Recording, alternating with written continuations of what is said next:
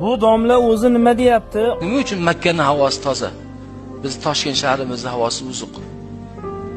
Changdan ham emas, suvdan ham emas, daraxtdan ham emas. O'ylab ko'raylik. Nafratdan.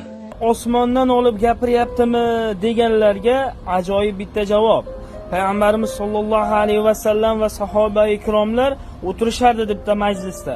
Shunda bir yoqimsiz bo'lgan badbo'y hid sezishdi. Shunda payg'ambarimiz sollallohu alayhi va sallam aytdiki, falonchi joyda yo yahudlar yo munofiqlar bizni g'iybat qilishyapti dedi. Hadisdan ko'rinib turibdiki, munkar ishni, g'iybatni, nafratni hidi bo'lar ekan, badbo'y hidi, yoqimsiz hidi havoga tarqalar ekan. Hadisga binoan domla osmondan olib gapirgani yo'q azizlar. Toshkent shahrining changlanishligiga, ifloslanishligiga to'g'ri sabablar ko'pdir, lekin domla osmondan olib gapirgani yo'q, o'ziga yarasha azizlar dalili bor. Makka shahridamiz. Makka shahrida 24 soat qurilish to'xtagan yo'q. Lekin alhamdulillah havo ajoyib.